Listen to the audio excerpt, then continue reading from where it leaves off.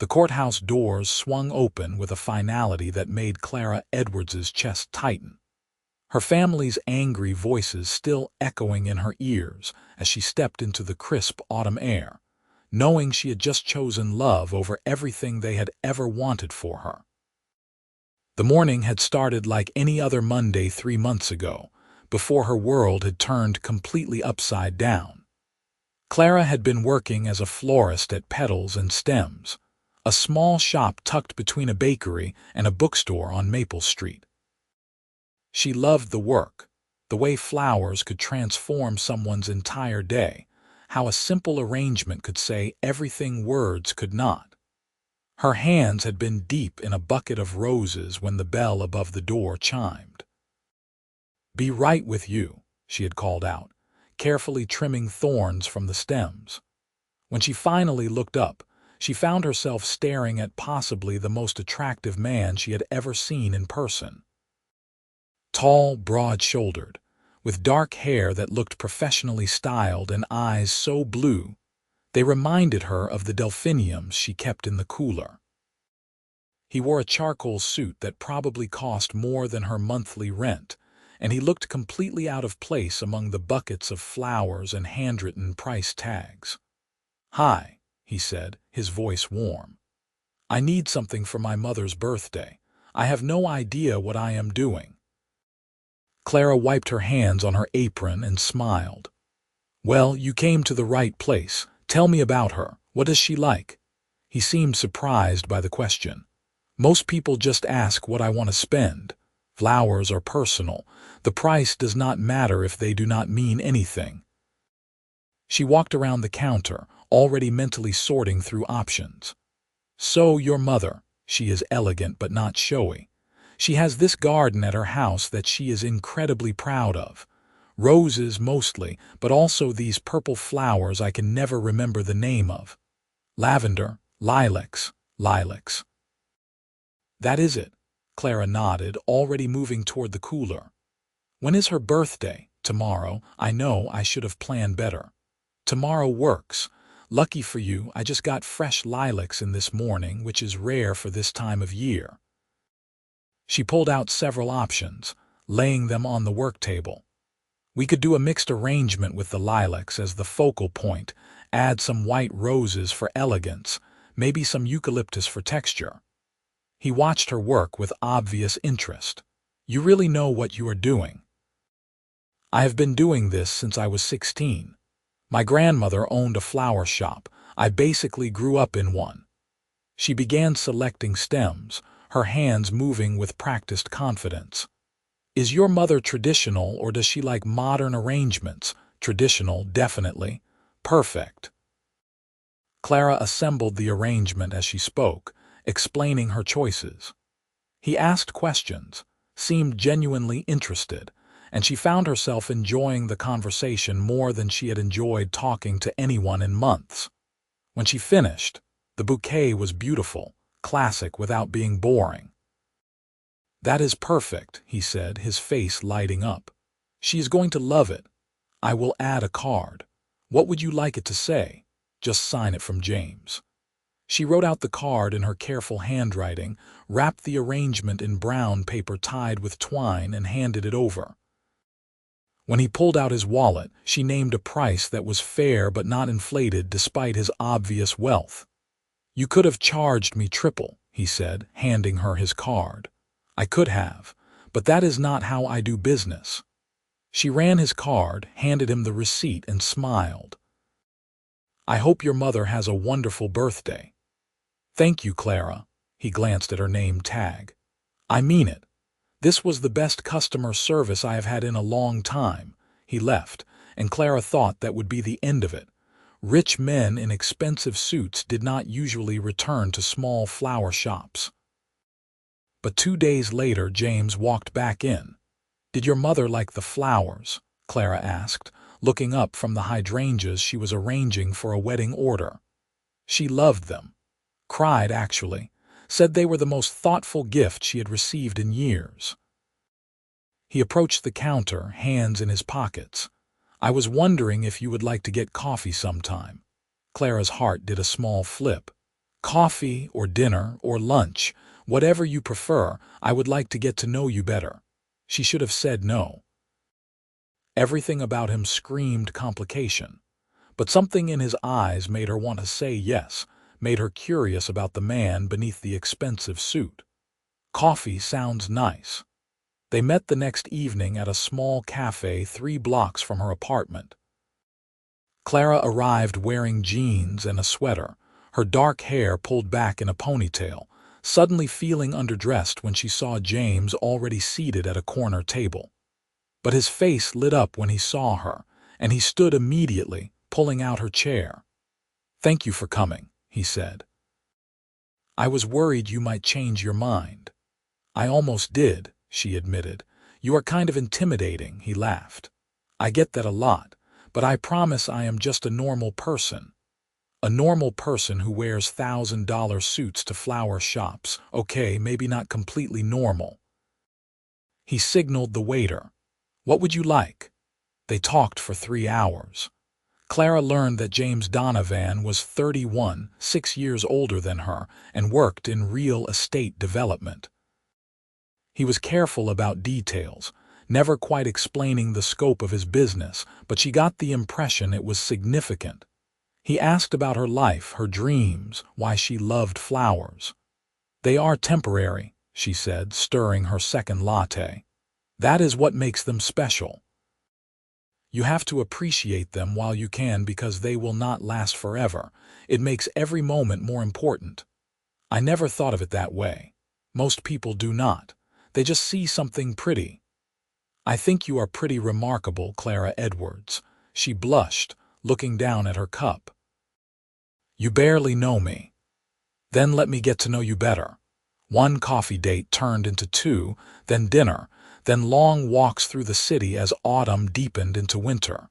James was different from anyone she had dated before.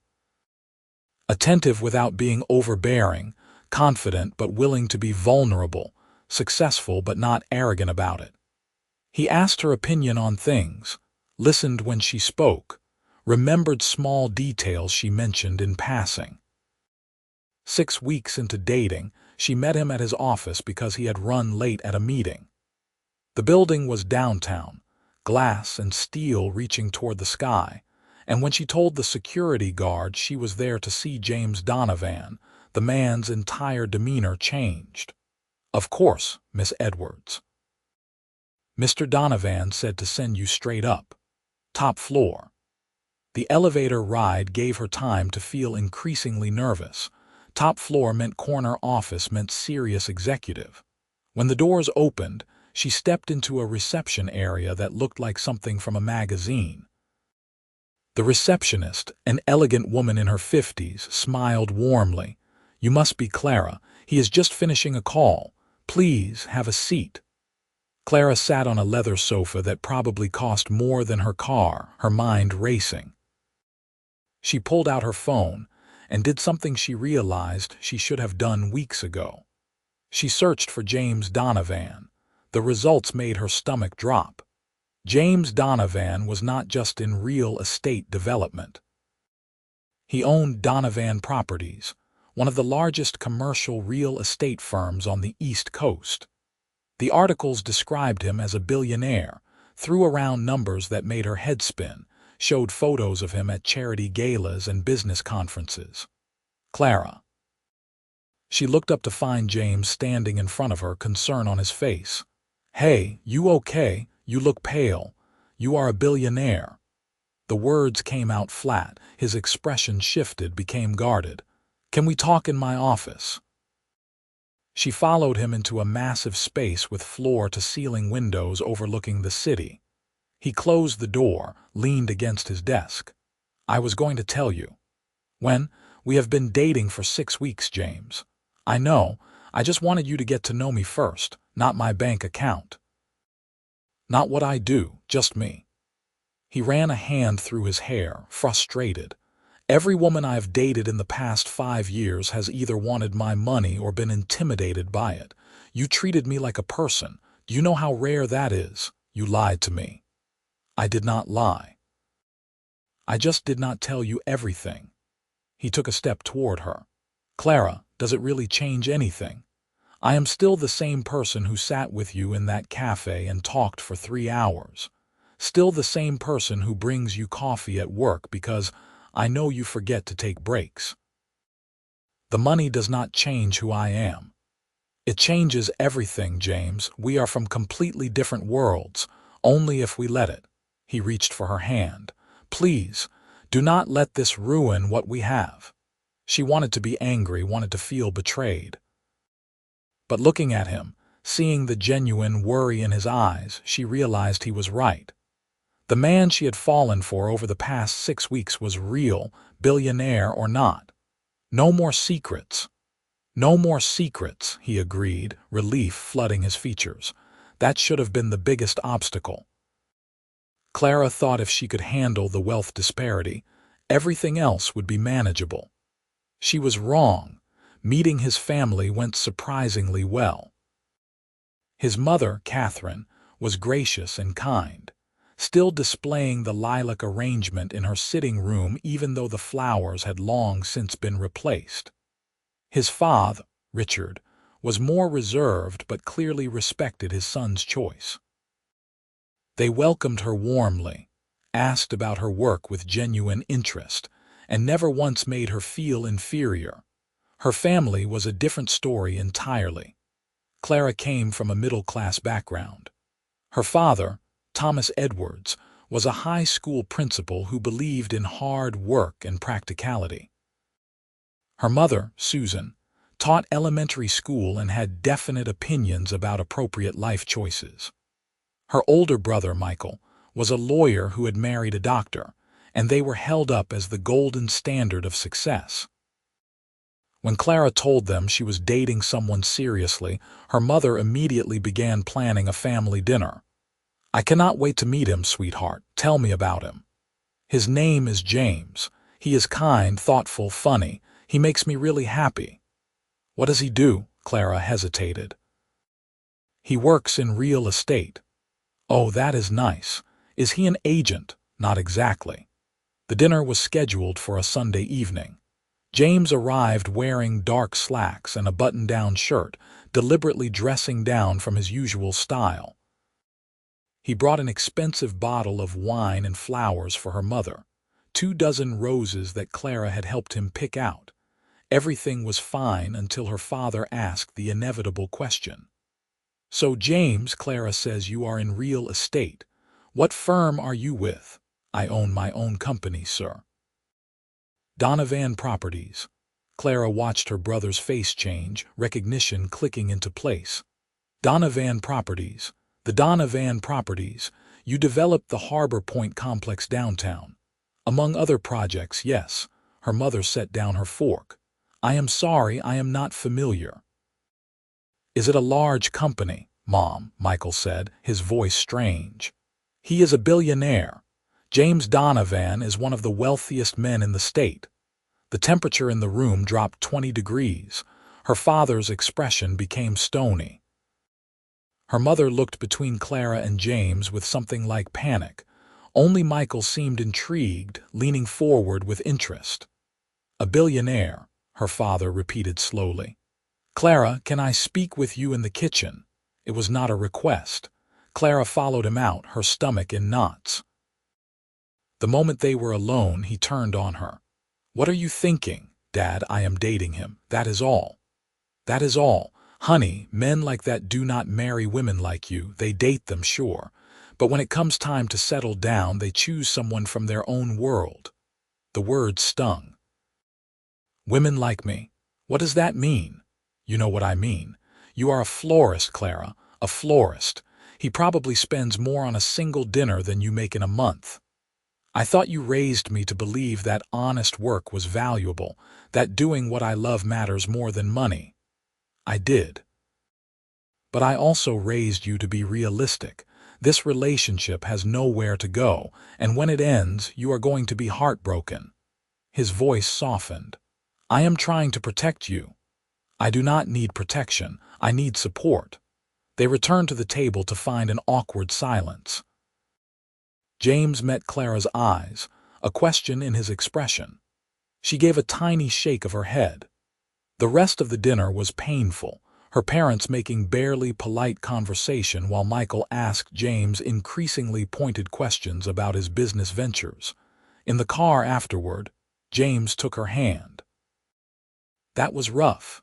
I am so sorry. You have nothing to apologize for. They are worried about you, I get it." He brought her hand to his lips. "I will just have to prove them wrong." But proving them wrong was harder than either of them anticipated. Her parents called constantly, each conversation another attempt to talk her out of the relationship. Her mother worried that she would get hurt. Her father worried that she was being naive. Michael, surprisingly, seemed neutral, more fascinated by James's business acumen than concerned about the relationship. "They just need time," Clara told James after a particularly difficult phone call with her mother. They were at his penthouse apartment, something she still was not quite used to despite having been there dozens of times. The view from the floor-to-ceiling windows was spectacular, the city spread out below them like a carpet of lights. "Maybe I should talk to your father, man to man. I do not think that will help right now. He has this idea in his head about how this is going to end, and nothing either of us says will change his mind. We just have to show them that this is real." James pulled her close. "It is real, Clara. I am falling in love with you." Her heart stopped. They had been dating for 4 months, but neither had said those words yet. "You are, I am, completely, irrevocably, probably should be terrified, but I am not in love with you." He cupped her face in his hands. "You make me want to be better. You see me, not my bank account, not my company, just me. I have never had that before." "I love you too," she whispered. "I have for weeks. I was just scared to say it." He kissed her then, deep and thorough, and Clara felt like she was exactly where she was supposed to be. But the universe seemed determined to test them. The society pages picked up on their relationship, running photos from a charity gala they attended. The article described Clara as a mystery woman and speculated about James finally settling down. Her mother saw the article and called in tears. "Everyone at school is talking about it, Clara. They are asking me questions I cannot answer. Some of them are saying terrible things, implying you are only with him for his money. That is not true, and you know it. I know that. But what about him? How do you know he is serious about you?" "Men like that have options, Clara. Beautiful, wealthy women who understand his world. He chose me, Mom. He loves me." "Love is not always enough, sweetheart." The pressure intensified. Her father stopped taking her calls. Her mother invited her to lunch and spent the entire meal trying to convince her to take a break from James, to really think about what she wanted for her future. Even her grandmother, who had always been her biggest supporter, expressed concern. "I just worry you are going to lose yourself in his world, Clara Bear. You have always been so grounded, so true to who you are. Do not let money change that." "I am not changing, Grandma. I am still me. I still work at the flower shop. I still live in my apartment. James does not want me to be anyone other than who I am." Then, he is a good man. But good men can still come with complications. Those complications came to a head 6 months into their relationship. James had been working on his biggest development project yet, a mixed-use complex that would transform an entire neighborhood. The project was worth billions, and it required his constant attention. Clara understood, tried to be supportive, even when days went by with only quick phone calls and rushed text messages. Then her father had a heart attack. It was mild, the doctors assured her, but it scared everyone. Clara spent every free moment at the hospital, sitting with her mother, talking to doctors, trying to hold everything together. She called James immediately when it happened, but he was in Chicago for a critical negotiation.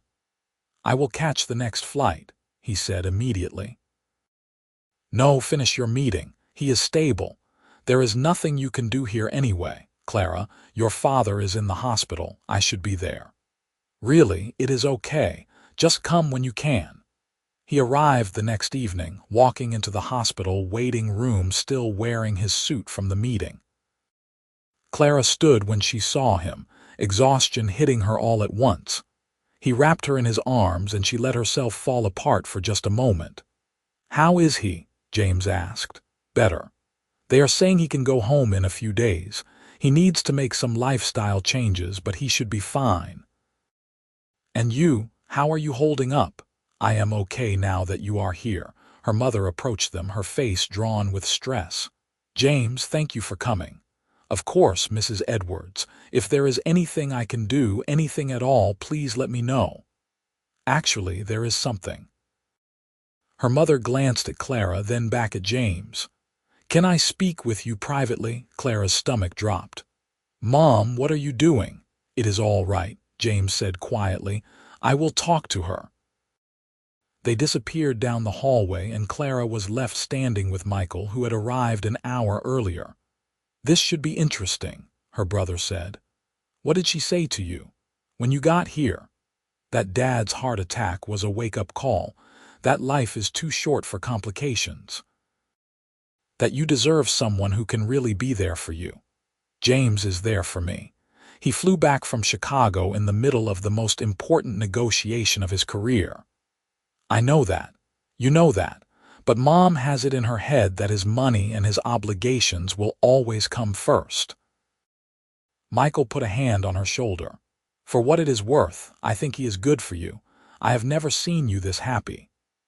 James and her mother returned 15 minutes later. James's face was carefully neutral, but Clara could see the tension in his shoulders. Her mother looked upset but determined. "What did you say to him?" Clara demanded. "I told him the truth.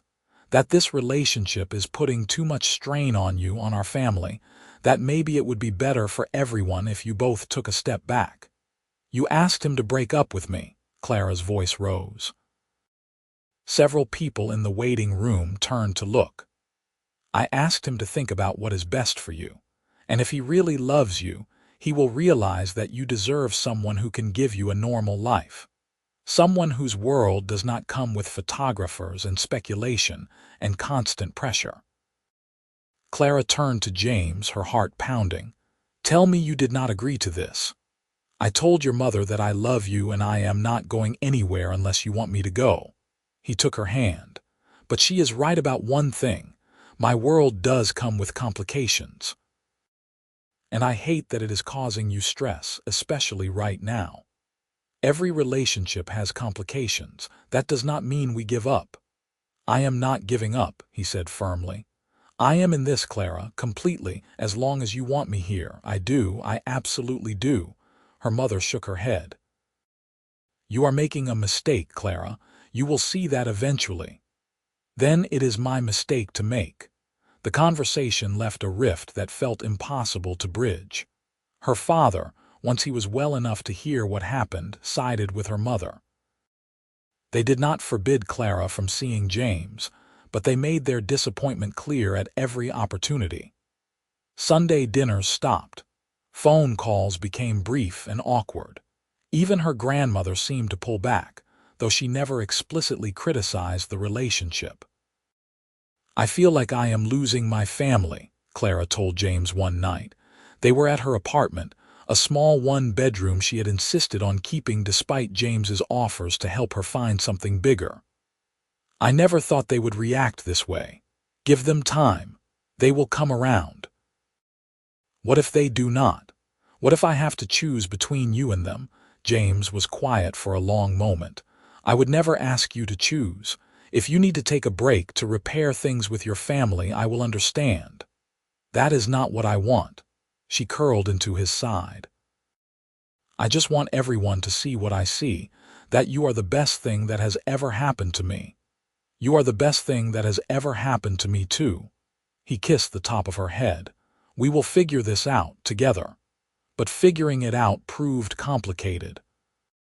The tension with her family affected everything. Clara threw herself into work, spending extra hours at the flower shop, taking on complicated arrangements that required all her focus. James was equally buried in his development project, which had hit several unexpected snags that required his constant attention. They still saw each other, still talked every day, but the ease that had defined their early relationship was strained. Clara could feel him pulling back slightly, not emotionally but physically, as if he was trying to give her space to deal with her family. She hated it. 8 months into their relationship, everything came to a head. Clara's father scheduled a family meeting, insisting she attend. She knew it was going to be an intervention of sorts, but she went anyway, hoping against hope that maybe they were ready to listen. She was wrong. Her parents sat on one couch, Michael on the other. Clara took the armchair, her defenses already up. Her father spoke first. "Clara, we love you. Everything we have said and done has been because we want what is best for you. I know that, Dad.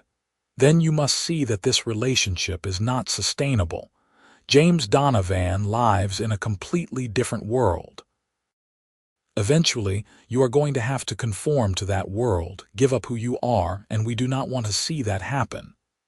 He has never asked me to change anything about myself." "Not yet," her mother interjected, "but it will happen. You will get tired of the scrutiny, the pressure. Or he will realize that you do not fit into his high society life and he will move on. Either way, you will get hurt. You do not know that. We know the way the world works," her father said, "and we know that men with that kind of money and power do not end up with small-town florists."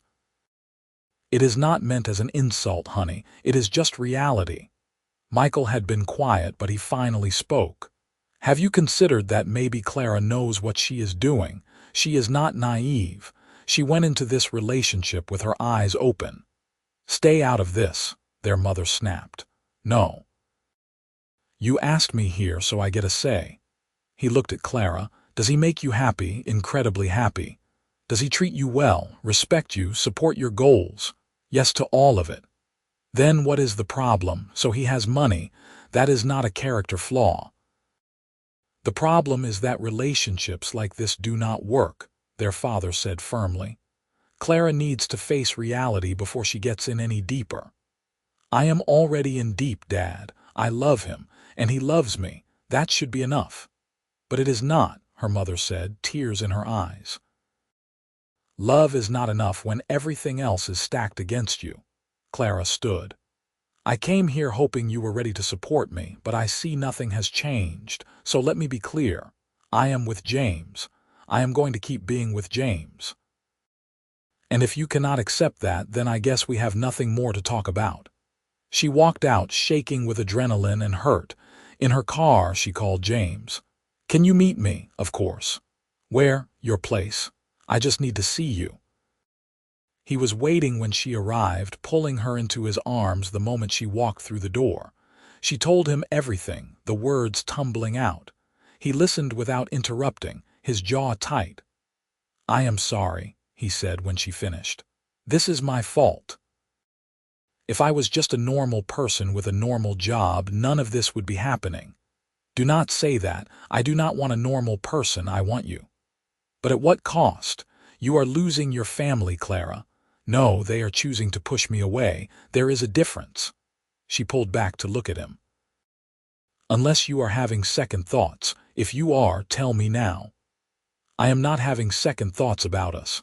I am having second thoughts about whether I am good for you. You are good for me, the best thing for me. Do not let my parents make you think otherwise." He kissed her, and for a moment everything else fell away. But Clara could feel something shifting, a distance that had not been there before. Over the next few weeks, that distance grew. James was increasingly busy with work, often canceling plans at the last minute. When they were together, he seemed distracted, his mind elsewhere. "Talk to me," Clara said one evening. They were supposed to go to dinner, but James had shown up at her apartment instead, suggesting they stay in. "What is going on with you?" "Nothing, just work stress." "It is more than that. You have been pulling away." He was quiet for a long time. "I have been thinking about what your parents said, about how my world complicates your life. We have been over this, I know, but they are not wrong, Clara.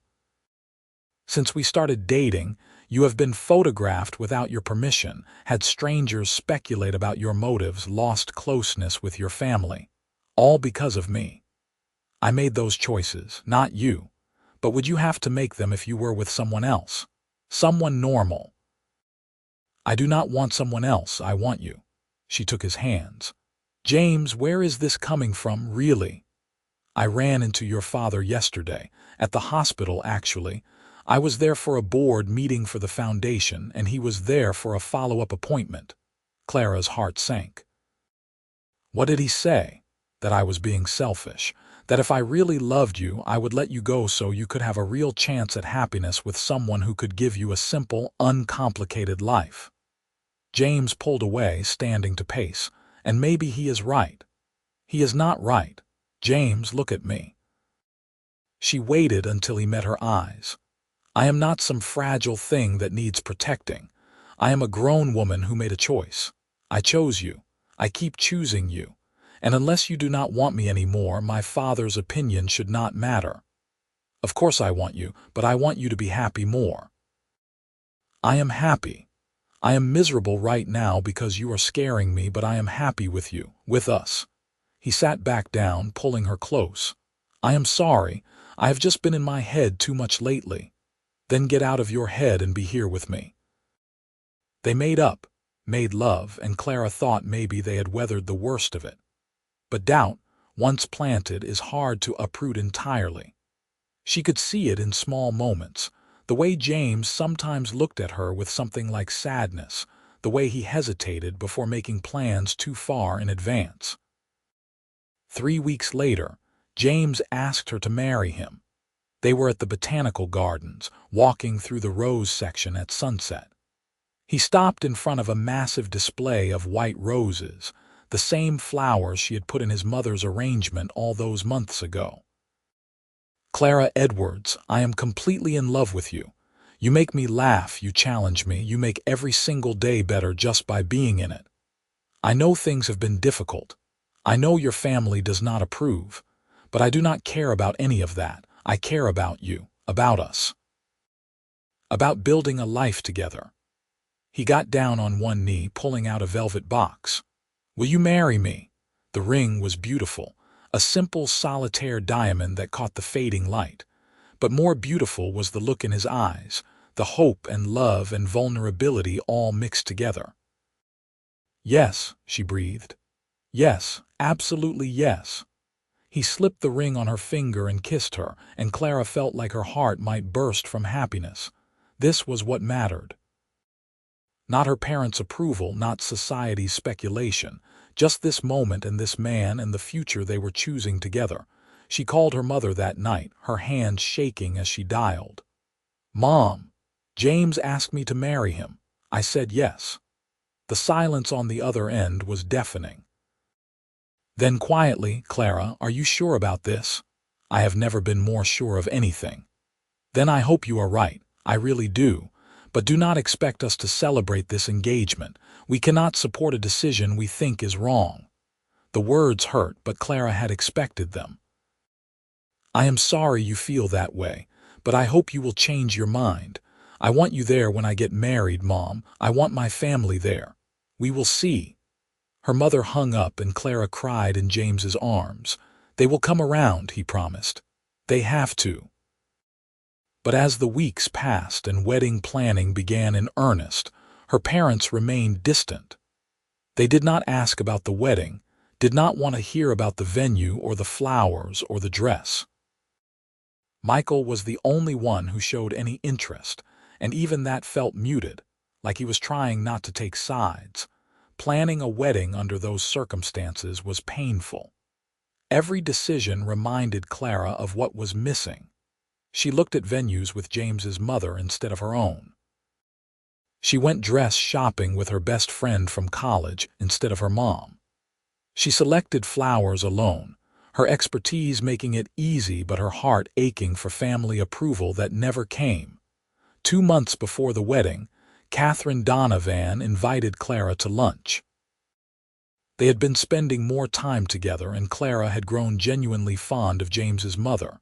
She was kind, thoughtful, and clearly thrilled about the engagement. "How are you holding up?"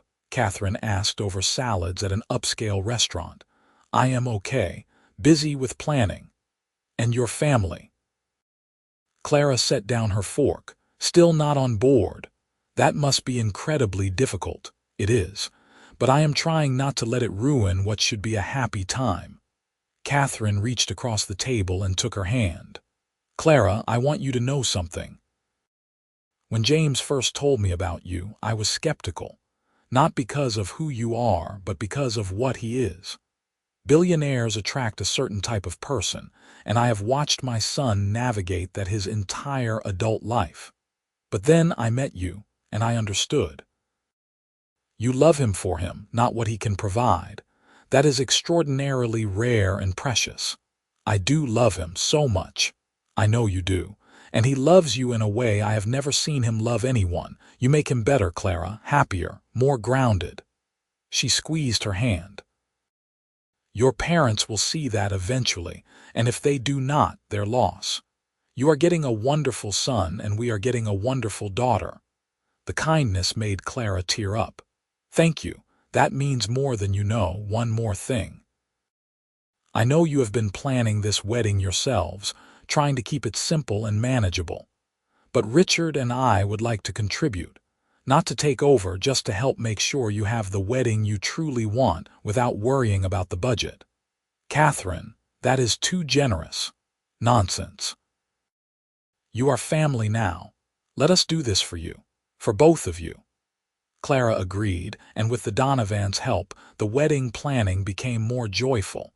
They found a perfect venue, a historic estate with gardens that would be in full bloom in June. Clara designed all the flowers herself, creating arrangements that were personal and meaningful.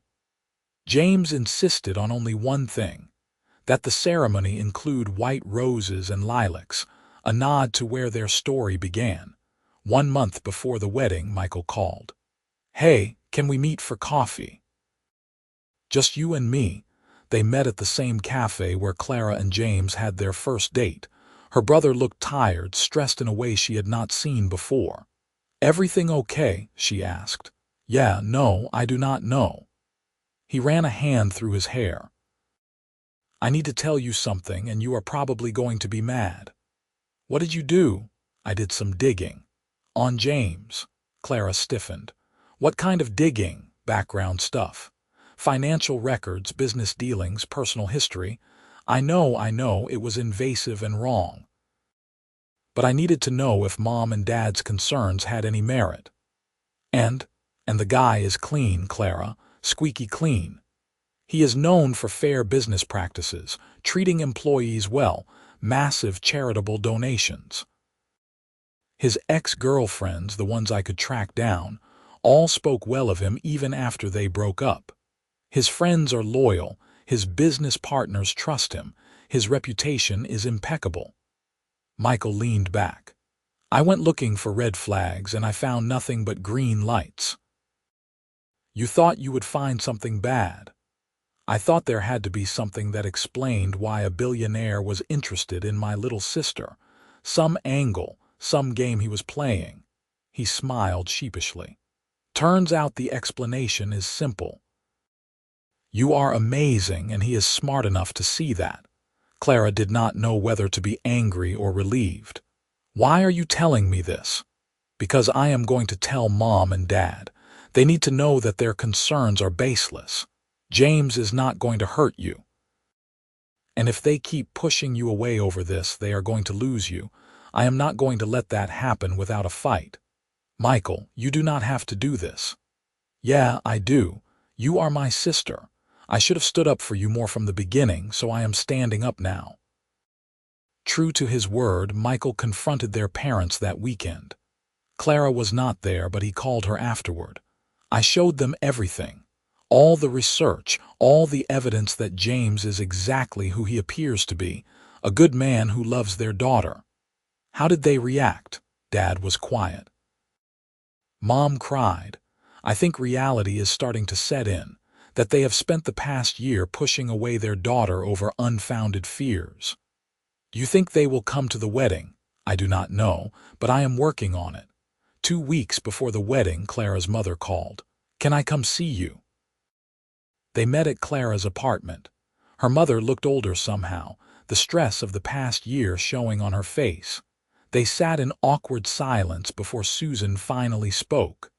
I saw your wedding photos, the ones from the venue preview that Catherine posted on social media. Oh. Clara had forgotten that James's mother and hers were friends on social media, a connection from before the engagement drama. The gardens are beautiful. The setup is lovely. You look happy in the pictures. Her mother's voice cracked. And I realized I do not know anything about your wedding. I do not know what your dress looks like, or what flowers you chose, or what song you are dancing to. I have missed everything. You could have been there for all of it. I wanted you there. I know. I was so convinced I was protecting you that I did not see I was hurting you instead. Susan reached for her daughter's hand. Clara, I am sorry. I am so sorry. Your father and I thought we were doing the right thing, but Michael showed us that we were wrong. About James, about the relationship, about everything. So you approve now. I do not know about approve. I am still processing. But I recognize that this is your choice to make, not mine, and I have been a terrible mother by not supporting you. Tears rolled down her face. Please tell me it is not too late. Please tell me I have not ruined this beyond repair. Clara felt her own tears starting. It is not too late. Can I help with the wedding? Even just small things. I know you have already planned everything, but I want to be involved if you will let me. I would love that. They hugged, both crying, and Clara felt a weight lift that she had been carrying for months. Her mother asked to see the dress, to hear about the flowers, to learn about all the details she had missed. And when she left, she promised to talk to Thomas, to try to bring him around too. Her father was harder. He called 2 days later, his voice gruff. Your mother says I owe you an apology. Do you think you do? I think I have been a stubborn old fool. I was so worried about you getting hurt that I hurt you myself. He sighed. I am not good at this, Clara, admitting when I am wrong, but I was wrong. About James, about your relationship, about how I handled everything. Dad, I just need to know you accept this. Accept us. I am trying. It is hard for me, seeing my little girl with someone so far outside my understanding, but your brother made some good points, and your mother reminded me that you have always had good judgment. I need to trust that. Does that mean you will come to the wedding? A pause. We will be there, both of us. Clara exhaled in relief. Thank you. The week before the wedding was chaos. Last-minute details, family arriving from out of town, final fittings and rehearsals. But through it all, Clara felt a peace she had not felt in months. Her family was coming. They were trying. That was enough. The night before the wedding, her mother hosted a small dinner at their house. Clara's extended family was there, James's parents, close friends. It was the first time both families had been in the same room, and Clara held her breath waiting for awkwardness. Instead, she watched her father shake hands with James, a conversation passing between them that she could not hear. When they broke apart, her father looked lighter somehow, and James was smiling. Later, she asked him what was said. He told me that if I ever hurt you, he would find a way to make my life miserable despite the billions. James grinned. And then he said, welcome to the family. Really, really. I think we are going to be okay. The wedding day dawned clear and beautiful, June sunshine streaming through the windows of the bridal suite. Clara's mother helped her into her dress, a simple but elegant gown with lace sleeves and a flowing skirt. Her best friend did her hair, weaving in small white roses. When she looked in the mirror, she saw a woman who was exactly where she was supposed to be. The ceremony took place in the garden, surrounded by flowers that Clara had spent weeks perfecting. White roses and lilacs dominated, just as James wanted, mixed with peonies and garden roses in shades of cream and blush. The chairs were filled with everyone they loved, her family on one side, his on the other, all the division of the past year forgotten in the celebration. When the music started and Clara walked down the aisle on her father's arm, she only had eyes for James. He stood at the altar in a midnight blue suit, his face lit up with joy. Her father placed her hand in James's, whispering something that made James nod seriously. The ceremony was traditional, their vows heartfelt. When James said, "I promise to love you in every season, to appreciate every moment we have together, because like the flowers you love, our time is precious and should never be taken for granted," Clara started crying. Her own vows were simpler. "I promise to choose you every single day, to stand beside you through complications and challenges, to love you not despite our differences but because of them. You make me better, and I will spend my life trying to do the same for you." When the officiant pronounced them married and James kissed her, the applause was thunderous. Clara turned to face their families, her hand tight in James's, and saw her mother crying happy tears, her father smiling despite his own tears, James's parents beaming with pride. The reception was perfect. Dinner was delicious, the toasts were touching, the dancing went on for hours. Clara danced with her father, who apologized again and told her she looked beautiful. She danced with Michael, who said, "I told you it would work out." And she danced with James, her husband, spinning around the floor while everyone they loved watched. Late in the evening, when most of the older guests had left and the party was winding down, James pulled her aside. They walked into the garden, away from the lights and music, to where the flowers glowed in the moonlight. "This is the best day of my life," he said, pulling her close. "Mine too. I know it was not easy getting here. Nothing worth having is easy." She smiled up at him. "But we made it. And we proved them all wrong. Not all of them. Your brother believed in us from the start. Fair point. We proved most of them wrong." He kissed her soft and sweet. "What do you want to do now, Mrs. Donovan?" The name sent a thrill through her. "Live happily ever after." "I think we can manage that." And they did. The years that followed were not without challenges. James's business required travel and long hours, but Clara learned to navigate that world without losing herself. She kept working at the flower shop for another year, then opened her own studio specializing in wedding flowers and event design. It combined her love of floristry with her growing connection to James's social circle, and the business thrived. Her family fully embraced James, her father eventually admitting he was glad to have been wrong.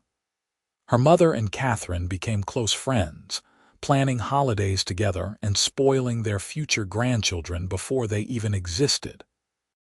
Michael and James developed a genuine friendship, talking business and playing golf and supporting each other. 3 years after the wedding, Clara gave birth to a daughter. They named her Lily, after the flowers that brought them together, and she had James's blue eyes and Clara's dark hair. 2 years later came a son, Thomas Richard Donovan, named for both grandfathers. James scaled back his work obligations as their family grew, realizing that no business deal could compare to mornings with his children and evenings with his wife. They split time between the penthouse in the city and a house in the suburbs, with a massive garden that Clara filled with every flower imaginable. On their 5th anniversary, James surprised Clara with a trip back to the botanical gardens where he had proposed. They walked the same path, older now but just as in love, maybe more. "You ever regret it?" he asked, stopping in front of the white roses. "Choosing me despite everything, not for a single second." She laced her fingers through his. Do you regret choosing a stubborn florist over someone easier? There is no one easier than you, and you know it, he grinned. And no, I have never regretted it. Best decision I ever made. Second best, she corrected. The first best was walking into my flower shop that day. True. Though if we are getting technical, the best decision was my mother's birthday being in October, requiring me to find a florist. Clara laughed. Should we thank her for having impeccable timing? We should thank her for a lot of things, but mostly for raising a son who recognized something extraordinary when he saw it. They stayed in the gardens until sunset, talking and laughing and remembering the journey that brought them there. The family disapproval that once seemed insurmountable was now just a story they told, a hurdle they had overcome together. Love had proven them all wrong, just as Clara always knew it would. When they got home that evening, both their families were waiting. It was tradition now. Sunday dinners rotating between houses, grandparents spoiling children, siblings catching up, everyone together. Her father pulled Clara aside as the chaos unfolded around them. I am proud of you, sweetheart, for following your heart even when we made it difficult. Thanks, Dad, that means a lot. You were right, about him, about love, about everything. I should have trusted you from the start. You were just trying to protect me, maybe, but you did not need protection, you needed support. He hugged her tight. I am glad I figured that out before it was too late. Clara watched her family, both sides now seamlessly blended, filling her home with laughter and love. James was on the floor with Lily, building something with blocks while Thomas tried to knock it down. Her mother and Catherine were in the kitchen arguing playfully about the best way to prepare something. Michael was showing Richard something on his phone, both men nodding seriously. This was her life now. Complicated and beautiful, built on a foundation of love that had weathered every storm. She caught James's eye across the room, and he winked, his smile saying everything words could not.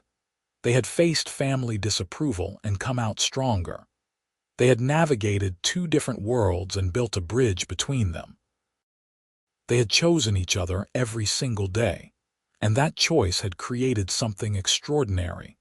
Love had proven them all wrong, and Clara would not have had it any other way.